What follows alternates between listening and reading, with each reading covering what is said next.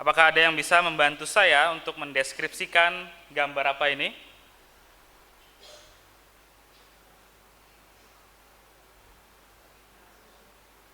Abu Subur?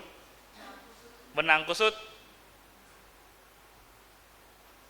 Ada?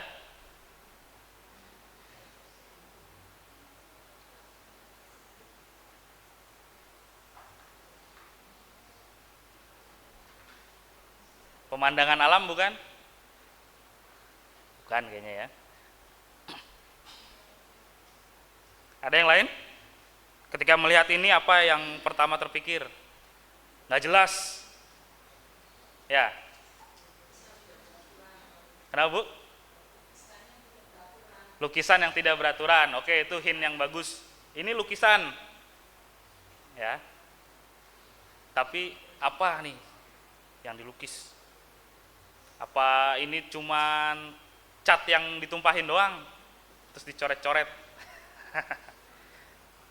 Itu kan kelihatan ya, yang 3 garis tuh kayaknya bekas tangan tuh ya, set gitu ditarik.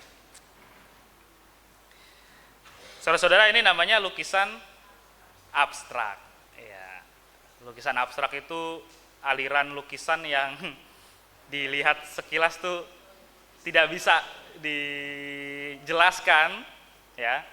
Kalau orang bilang, teman saya bilang tuh ya harus pakai mata batin lihatnya baru ngerti gitu ya. Tapi tahukah saudara, ini lukisan dilelang, dijual dan terjual maksudnya kepada salah satu orang dengan harga 3,1 triliun rupiah.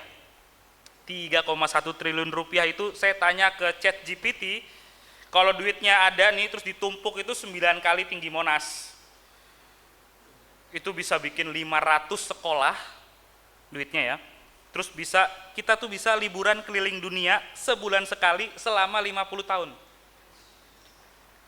Atau kalau dibeliin mie instan ya, itu dibagi ke penduduk satu Indonesia secara rata, itu masih dapat 3 bungkus per minggu selama 1 tahun.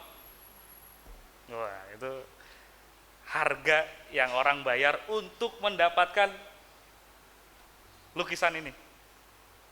Ya, jadi lukisan ini karya Jackson Pollock ya. Namanya itu number 17A, nomor 17A. Berarti setidaknya saudara ada 17 lukisan yang seperti ini gitu ya, kalau kita mengasumsikan dari namanya. Pernah seorang teman saya ajak ke museum gitu ya, terus melihat lukisan yang seperti ini bentuknya, yang abstrak gitu ya. Dia langsung ngomong, apa sih bagusnya lukisan kayak gini gitu loh. Ya nggak lebih dari cuman coret-coretan, kayak cat tumpah gitu ya. Ya inilah namanya aliran abstrak ya. Kita sebagai manusia itu secara tidak sadar, kita itu kerap kali tidak suka dengan hal-hal yang abstrak, dengan yang tidak jelas gitu ya. Salah satunya dengan lukisan ini. Jadi seni lukis abstrak itu adalah sebetulnya seni yang melepaskan diri dari penggambaran bentuk-bentuk nyata yang konvensional. Jadi lebih fokus pada ekspresi si pelukisnya. Kalau saat itu dia sedang marah, terus dia mau ngelempar kuasnya, ya dilempar gitu ya.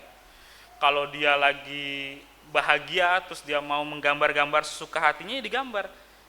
Ya, tidak ada yang akan bisa menjelaskan kecuali si orangnya itu sendiri. Nah, tapi dalam melukis abstrak itu juga nggak bisa sembarangan ternyata. Tidak bisa kita ujuk-ujuk gitu ya. Kita nggak bisa tiba-tiba langsung mencoret-coret segala macam, tetapi sang pelukis itu dipaksa untuk memasuki sisi batin atau sisi spiritual yang dia miliki sehingga dia bisa melukis seperti ini. Ya, dan dengan demikian memaksa juga orang lain untuk bisa merenung dulu baru bisa menafsirkannya. Ya, seperti kita melihat lukisan abstrak ini, ya saudara-saudara, kehidupan kita itu juga kadangkala tidak jelas, tidak ketebak. Ya, butuh kejelian, butuh kepekaan dalam kita melihat realita yang kadang-kadang tidak kasat mata. Apa yang tampak indah, apa yang tampak menawan, itu belum tentu baik, belum tentu berguna, dan belum tentu membangun. Sebaliknya, apa yang mungkin kita lihat seperti cat tumpah ini, berantakan, aur-auran gitu ya, itu belum tentu buruk dan tidak berguna. Nah, disinilah pentingnya kita memiliki hikmat, kesabaran, dan kerendahan hati. Nah, saudara-saudara, tolong saya dibantu ya, saya lupa ingat ya. Orang Batak itu punya tiga tujuan hidup. Hagabeon, Hasangapon, apa yang satunya saya nggak dengar. Hamoraon, ya itu saya taunya ada di lagu ya, lagu apa gitu. Nah, itu keturunan, kekayaan, dan kehormatan. Ya, tiga hal itu saya rasa bukan hanya orang Batak yang mengidam-idamkannya di dunia. Ya, kita semua sebagai manusia melihat keturunan yang baik, bukan hanya banyak, tapi yang baik, harta kekayaan, dan kehormatan di kehidupan kita bersosial itu adalah pemandangan yang sangat indah. Ya, kita sangat mengidam-idamkan bisa mendapatkan hal itu. Nah, sehingga ketika kita tidak mendapatkan salah satu atau salah dua atau bahkan tiga-tiganya, itu jadi mimpi buruk. Ya, kita tidak punya anak, atau kita tidak kaya-kaya, atau di kehidupan sosial kita dipinggirkan, termarginalkan. Nah, itu yang terjadi pada Abram. Ya, kekayaannya bertambah, dia punya banyak sekali harta, usianya sudah semakin uzur, sudah semakin tua, tetapi dia bingung, siapa nih yang mewarisi kekayaannya pada saat itu. Ya, dia khawatir tentang masa depan keturunan, dan juga khawatir akan janji Tuhan yang tidak pernah atau tidak kunjung terpenuhi. Ya. Atau para murid Yesus yang khawatir. Para murid Yesus kerap kali mereka merasa kecil dan miskin. Nah, bagaimana dengan saudara kita saat ini? Apa yang saat ini sedang kita sama-sama khawatirkan? Apakah hidup kita seperti cat tumpah yang berantakan? Atau kita sedang merasa terpuaskan oleh berkelimpahannya materi? Saudara-saudara, mudah-mudahan kita masih ingat cerita perumpamaan Yesus tentang orang kaya yang bodoh, orang yang mengumpulkan kekayaan lalu menyimpannya sebagai jaminan ketentraman hatinya. Selanjutnya, para murid itu diajak untuk mengambil sebuah pilihan. Yesus mengajak para murid untuk melihat lukisan hidup yang tampak buram dan redup. Bisa jadi pada saat itu tidak banyak bekal pada mereka. Yesus meminta mereka untuk tidak khawatir akan hidup. Ya, akan apa yang hendak dimakan dan akan tubuh, akan apa yang hendak dipakai. Hidup dan tubuh itu jelas jauh lebih penting daripada apa yang kasat mata, yaitu makanan dan pakaian. Nah, saudara-saudara, seringkali kita itu mudah tergiur ketika melihat menu di restoran. Ya, ketika menu makanannya itu sudah terlihat sehat, ketika menu makanannya itu terlihat lezat, ya, terlihat enak gitu ya, langsung kita pesan. Padahal misalkan kita beli sate kambing gitu ya, padahal baru minggu lalu kolesterolnya naik gitu. Kadang-kadang kita melihat sesuatu, kita senang, kita langsung menyukainya tanpa kita menelusuri apakah sebetulnya itu sesuai dengan gizi kita, cocok untuk gizi kita. Ya. Tampak luar yang kita kejar itu tanpa sadar kita masuk sendiri ke dalam perangkap kekhawatiran. Ya, tapi Yesus berkata, jangan khawatir. Ya.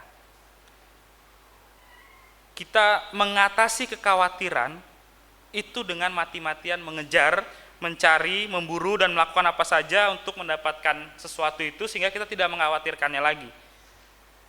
Ya. Ya bayangkan saudara, kita mungkin kan mikir ya tadi ya, salah satu dari 3 hal itu tentang kekayaan, mungkin kita mengidam-idamkan memiliki kekayaan yang begitu besar. Ya. Karena mungkin dengan uang itu kita bisa membeli apapun yang kita inginkan gitu ya. Teman saya bilang itu ada 2 orang yang beruntung di dunia. Yang pertama itu orang ganteng, yang kedua itu orang kaya. Karena 50% masalah hidupnya itu pasti selesai dengan dia ganteng atau dengan dia kaya. Nah tapi kalau kita mengejar kekayaan, ada konsekuensi yaitu kita akan mati-matian memburu, mencari dan melakukan apapun untuk mendapatkan uang tersebut misalnya. Nah sekarang Yesus mau membebaskan kita dari pemikiran itu. Ia mengajak kita untuk menelusuri lukisan yang abstrak ini dalam kehidupan kita yang tadi, supaya kita bisa menemukan makna hidup yang sesungguhnya. Ya, hidup kita itu lebih penting daripada makanan. Hidup kita lebih penting daripada sesuatu yang hanya kelihatan. Ya mungkin saudara nanti bertanya, ya bagaimana kita bisa hidup kalau nggak makan gitu kan? Mana mungkin juga kita bisa berjalan kalau kita tidak pakai pakaian.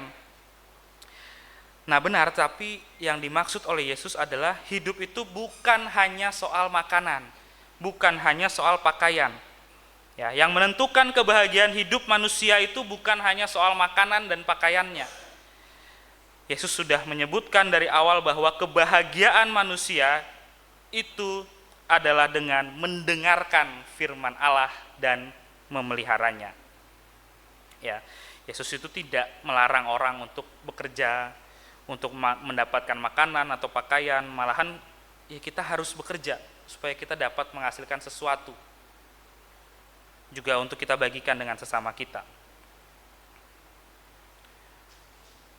Yesus fokus kepada bahwa kita sebagai manusia itu tidak boleh tamak dan tidak boleh serakah. Tetapi kita harus mencukupkan diri kita sesuai dengan porsi kita masing-masing. Dan untuk cukup itu sudah pasti Tuhan yang menyediakan. Ya, asalkan kita tekun mencarinya. Mungkin saudara sering dengar burung di udara itu dipelihara dan bunga bakung diberi gaun yang maha indah.